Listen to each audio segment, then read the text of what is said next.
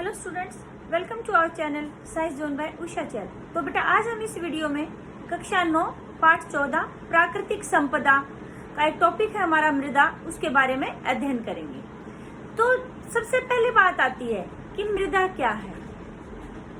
अच्छा, आपको सबको ये आपने छोटी क्लासेस में पढ़ा हुआ है, ईवीएस में भी पढ़ा हुआ है, एसएसटी में भी पढ़ा हुआ है कि जो किसी भी क्षेत्र की जैव विविधता क्या होता है कि वहाँ कितने प्रकार के जीव जंतु और पेड़ पौधे पाए जाते हैं, किसके ऊपर निर्भर करता है ये, वहाँ की मृदा के ऊपर भी निर्भर करता है। वैसे तो वहाँ पर जल स्रोत कैसे हैं, बहुत सारे कारक हैं जो जिससे प्रभावित होती है वहाँ की जनसंख्या, जैव विविधता, लेकिन मृदा भी उसमें से एक अहम कारक है कि जो कि निर्धारित करता है यहाँ किस प्रकार की जैव विविधता होगी। अब पहली बात आती है मृदा क्या होती है। मृदा क्या है? अजैविक घटक है। आपको बताया था घटक दो प्रकार के होते हैं, जैविक और अजैविक। तो मृदा कैसा घटक है? अजैविक घटक है। मृदा क्या है? मिश्रण है। कैसा? विषमांगी मिश्रण है। इसमें क्या क्या पाए जाते हैं मिश्रण है? तो यानी कि बहुत सारी चीजें होंगी। मृदा एक विषमांगी मिश्रण जिसमें बहुत सारे छोटे छोटे टुकड़े पाए जाते हैं। और क्या पाया जाता है? ताजी व गली सड़ी पत्तियां पाई जाती हैं, जीवों के अवशेष पाए जाते हैं, ठीक है ना। तो यानी कि बहुत सारी चीजों से मिलकर के मृदा बनी हुई है। उसमें सजीव जीव जंतु भी, छोटे छोटे सूक्ष्म जीव जैसे केंचुआ भी पाया जाता है, उसके अंदर बहुत सारे सूक्ष्म जीव होते हैं।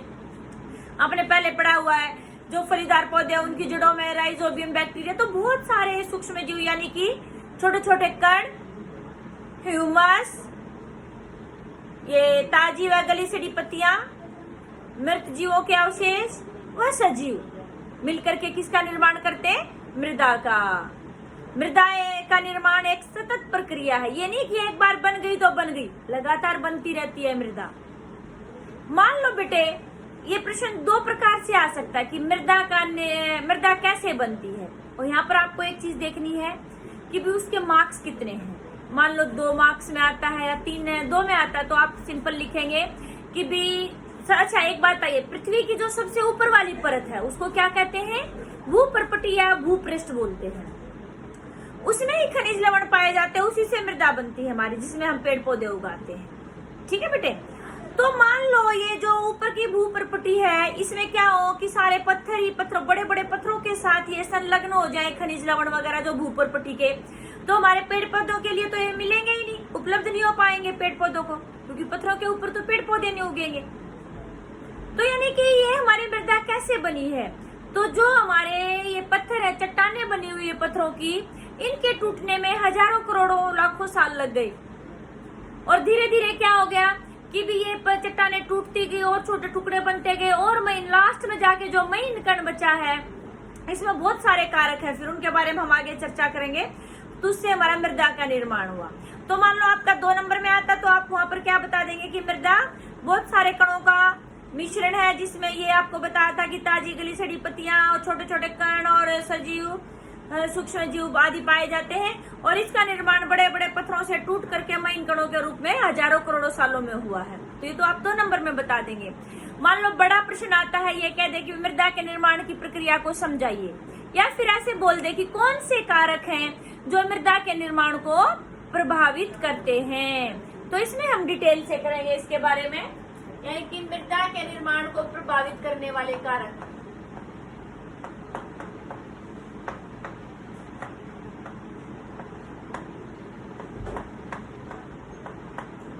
मृदा के निर्माण को प्रभावित करने वाले कारक कौन से कारक हैं जो मृदा के निर्माण को प्रभावित करते हैं? तो इसमें हमारा सबसे पहले आता है बेटे सूर्य।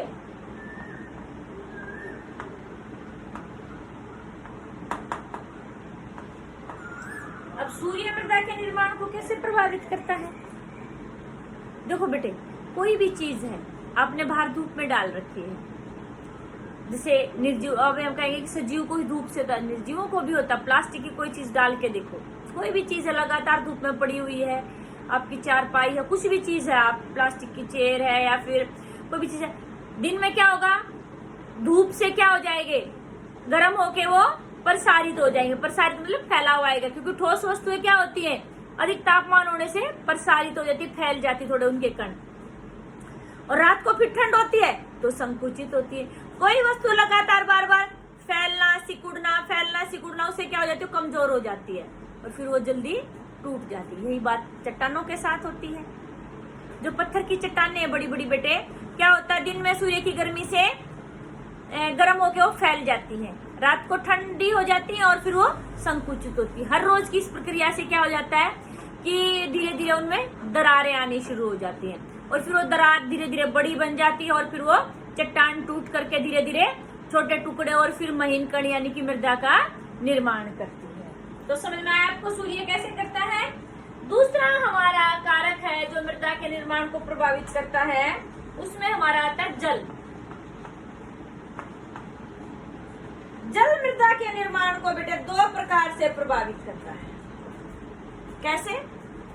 एक तो अभी हमने कहा कि सूर्य के प्रकाश में बार बार प्रसारित होने से और संकुचित होने से, फैलने से और सिकुड़ने से चट्टानों में दरार आ जाती है।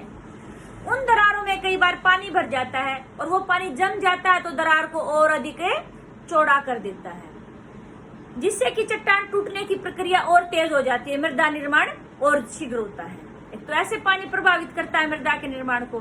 दूसरा कैसे करता है कि पानी का तेज बहता हुआ पानी जब चट्टानों से जाता है तो अपने साथ क्या आता है, चट्टानों को तोड़ता चला जाता है और पानी के टुकड़े चट्टान के टुकड़े पानी में बह के चले जाते हैं साथ में, और धीरे जहां उसकी मूल चट्टान है वहां से बहुत दूर तक चले जाते हैं और धीरे धीरे एक दूसरे से रगड़ खाते हुए वो महीन टुकड़ों में टूट जाते हैं और मृदा का निर्माण होता है। समझ में आई आपको बात। तीसरा कारक है बेटे फिर हमारा इसमें वायु।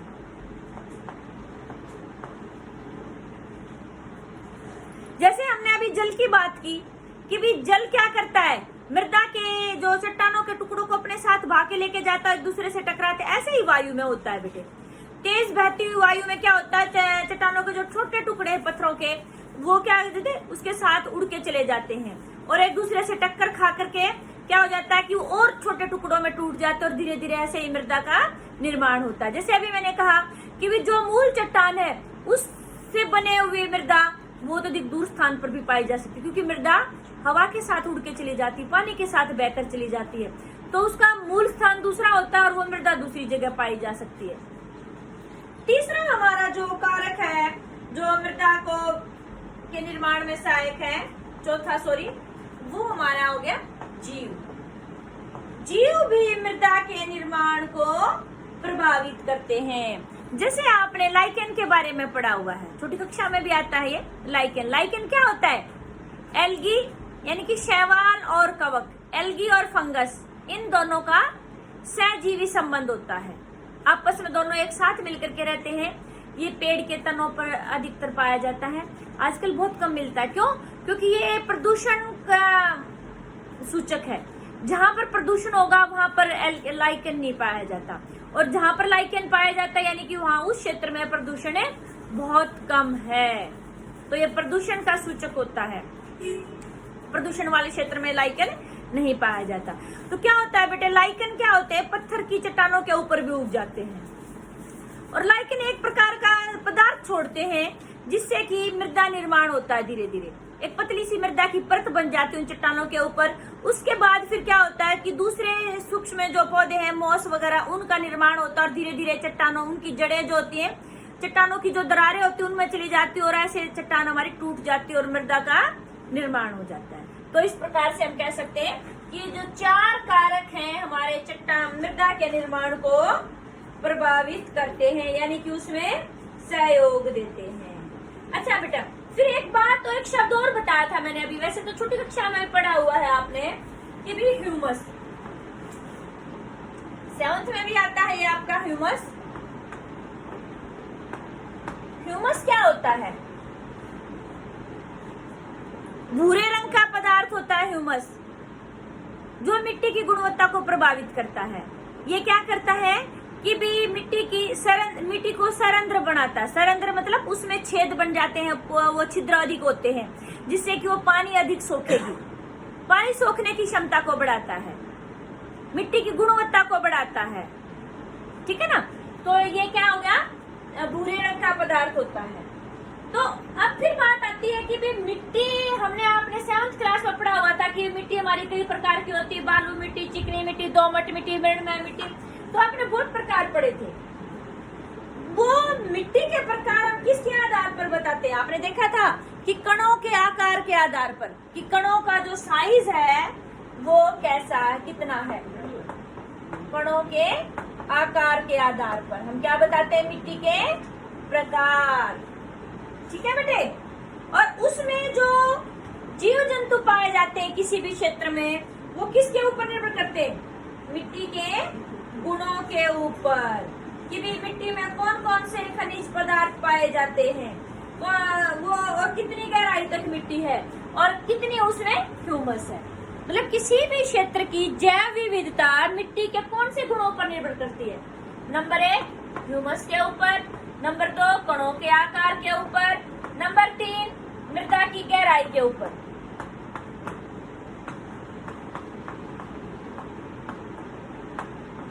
और नंबर 4 खनिज तत्वों के ऊपर, कि कौन से खनिज तत्व हैं उसमें।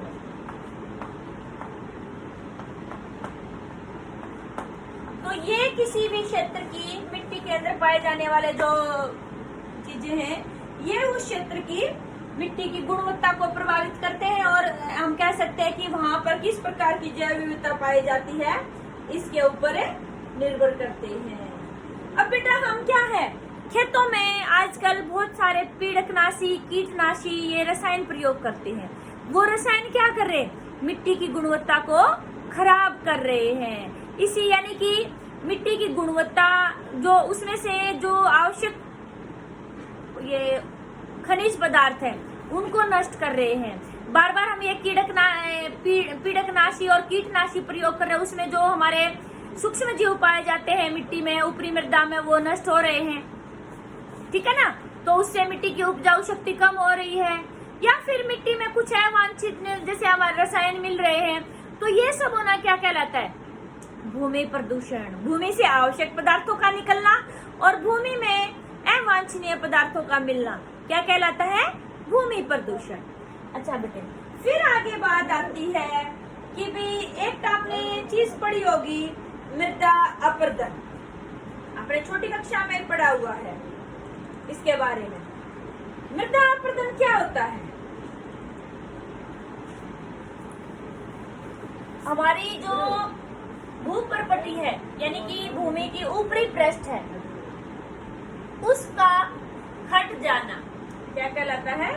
मृदा अपरदन। यह इंपॉर्टेंट क्वेश्चन है बेटे, ये बहुत बार एग्जाम में पूछा जाता है कि मृदा अपरदन क्या है और इसको कैसे हमें रोक सकते हैं। यानी कि मिट्टी की ऊपरी सतह का किन्हीं कारणों से कट जाना या बह जाना या हट जाना क्या कहलाता है? मृदा अपरदन। अब ये कौन कौन से कारक हैं जो मृदा अपरदन के लिए उत्तरदायी है, उनके बारे में भी हम चर्चा करेंगे। नंबर 1 बाढ़। बाढ़ क्या होता है? बहुत अधिक पानी का आ जाना, या तो बारिश के कारण से या फिर नदियां वगैरह टूट जाए तो उसके कारण से आ जाती है हमारी। तो क्या होता है? बाढ़ मृदा अपरदन का मुख्य कारण है, जिसके कारण मृदा एक स्थान से दूसरे स्थान तक बह के चली जाती है। फिर नंबर 2 कारक है हमारा तेज हवाएं, जैसे आंधी तूफान, ये तेज हवाएं चलती है। हवाएं भी क्या करती है? आपने अभी गर्मियों में देखा होगा, इन दिनों में बहुत तेज हवा चलती है, बिल्कुल धूल ही धूल उड़ती रहती है। तो क्या करती है? धूल उड़ना मतलब मिट्टी को उड़ा के लेके जा रही है अपने साथ, और ऊपरी मृदा ही तो हमारी उपजाऊ होती है, वो उड़ गई तो क्या होगा? नीचे फिर धीरे धीरे सारी मृदा उड़ जाएगी, तो नीचे क्या आ जाएंगे? पत्थर आ जाएंगे, जिससे कि हम कोई भी खेती बाड़ी नहीं कर सकते हैं। तो यानी कि तेज हवाएं भी मृदा अपरदन को करती हैं। आगे है हमारा तीसरा, वनों की कटाई। वन क्या करते हैं बेटे? उनकी जड़ें मिट्टी को जकड़ कर रखती हैं। अब वनों की कटाई हो जाएगी तो वहाँ जो वनों की, जो पेड़ों की जड़ें थी जो मिट्टी को जकड़ कर रखती थी, वो हमने निकाल दी, तो क्या हो जाएगा? मिट्टी वहां से खाली हो जाएगी और उसका अपरदन जल्दी होगा, अधिक कटाई हो जाएगी मिट्टी की। आगे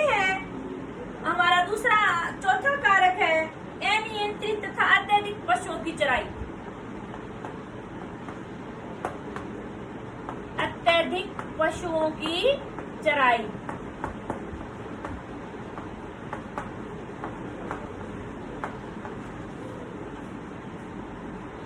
जैसे किसी जमीन पर ज्यादा पशु बार बार आ रहे तो उनके पैरों से क्या होता है, पैर बहुत हार्ड होते हैं ना, उसके कठोर होते, तो वहां से मिट्टी कटती है। मिट्टी ज्यादा कटेगी तो क्या हो जाएगा, जब हवा चलेगी तो ज्यादा मिट्टी उड़ेगी। वो बिल्कुल ऐसे चिपकी हुई है तो कम उड़ेगी, बार बार वहां पर कोई मूवमेंट हो रही है, ये जो पशु वगैरह जा रहे हैं तो उससे मिट्टी कट जाएगी। कटने से क्या हो जाएगा, वो बिल्कुल हल्की हो जाएगी और जब भी तेज हवा आएगी और मिट्टी उनके साथ उड़ जाएगी। इनकी अधिक पशुओं की हम चराई करते हैं किसी जमीन पर तो मिट्टी को काट देते हैं।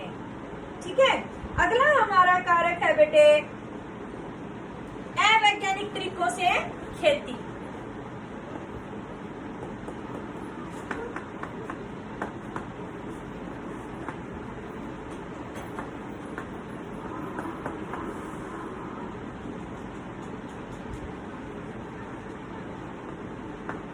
अवैज्ञानिक तरीकों से खेती, जैसे हम किसी खेत में एक ही फसल को लगातार बोते जा रहे हैं तो उससे क्या हो जाएगा, उसमें उस फसल को जोड़ से खनिज तत्व चाहिए उनकी कमी हो जाएगी, तो उससे क्या हो जाएगा, हमारा मृदा अपरदन अधिक होगा। तो इसीलिए हमें वैज्ञानिक तरीके अपनाने चाहिए। आगे है हमारी जो कारक है अगला जो मृदा अपरदन के लिए है, खेती के लिए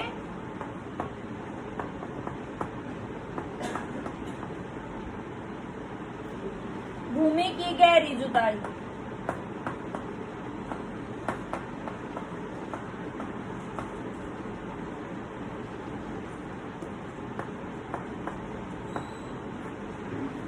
खेत को जोतना, हल से देखा होगा आपने, पहले बैल की सहायता से किसान हल से करता था, आजकल कल्टीवेटर से बहुत अधिक गहराई से जमीन को खोदते हैं, अधिक गहराई में उसकी जुताई करते हैं खेत की।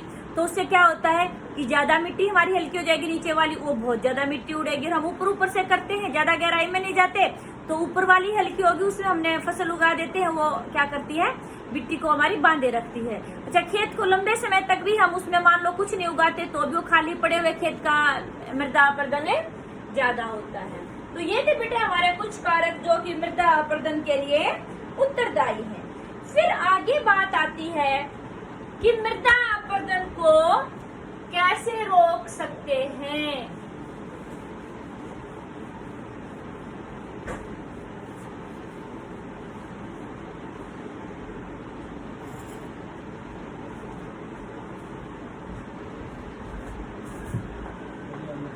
यानी कि मृदा अपरदन को रोकना या कम करना। कैसे रोक सकते हैं मृदा अपरदन? सबसे पहली बात अभी मैंने आपको बताया कि भी खाली मिट्टी है, आपकी खेत खाली है, जमीन खाली है, तो क्या होगा, तेज हवाएं चलेंगी या पानी आएगा तो मिट्टी को बहा ले जाएगा। मान लो हमारी जमीन खाली पड़ी हुई है, उसमें हम खाली ग्राउंड में घास भी लगा देते हैं तो क्या होता है कि भी मृदा अपरदन कम हो सकता है हमारा। तो पहला हमारा है घास लगाकर मृदा अपरदन को कम कर सकते हैं। नंबर 2 फिर आता है बेटे हमारा खेत समतल करके।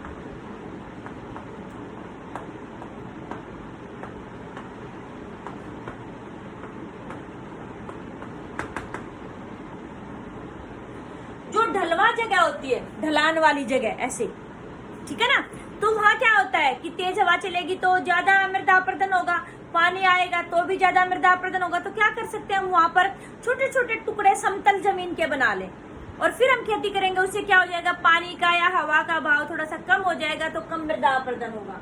तो इनकी खेत को समतल करके भी हमें मृदा अपरदन को कम कर सकते हैं।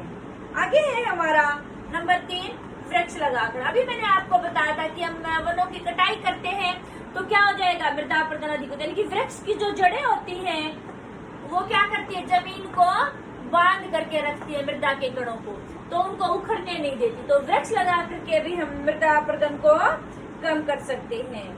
तीसरा है हमारा चौथा है हमारा खेती के उचित ढंग।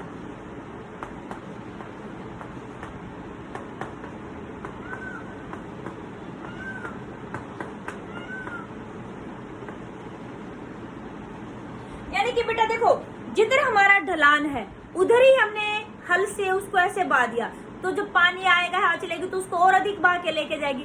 उसे हम टेढ़ा मेढ़ा उल्टी दिशा में, जिधर ढलान है ढलान से उल्टी दिशा में टेढ़ा मेढ़ा हम हल से ऐसे लाइनें बनाएंगे, तो क्या होगा कि वो पानी के बहाव को कम कर देगा, जिससे कि हमारा मृदा अपरदन कम होगा। ठीक है बेटे, आगे है हमारा कि भी और कैसे कर सकते हैं हम इसको, बांध बनाकर।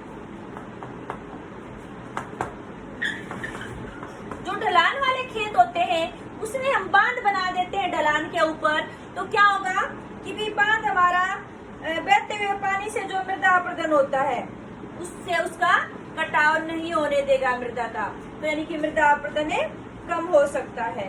आपका छठा है सीढ़ी नुमा खेत बनाकर।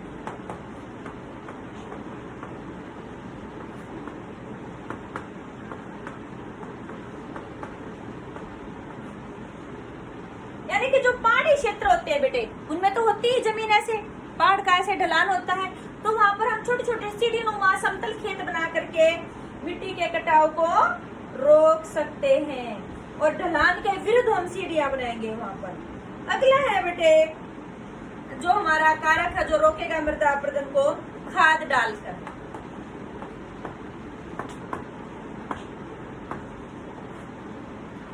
क्या होता है कि भाई जमीन में जब हम खाद डालते हैं, जैसे हम ये गोबर वाली खाद, उसमें ह्यूमस ज्यादा होता है, तो क्या करेगा कि जल रोकने की क्षमता बढ़ जाती है, जल धारण करने की क्षमता बढ़ती है मिट्टी की उससे खाद से, जिससे कि भूमि का कटाव कम होगा।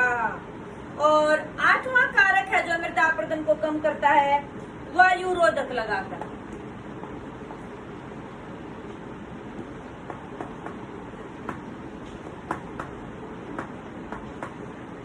यानी कि हमारा खेत है, वहां पर ज्यादा मृदा अपरदन होता, तेज हवाएं चलती, तो वहां हम क्या कर सकते हैं, अपने खेत के चारों ओर पेड़ लगा देंगे, जिससे कि हवा का जो बहाव है वो कम हो जाएगा। हवा का बहाव कम हो जाएगा, कम हवा आएगी वहां तक, तो मृदा अपरदन कम होगा। अगला हमारा कारक है खेतों की ऊंची मेढ़े बनाकर।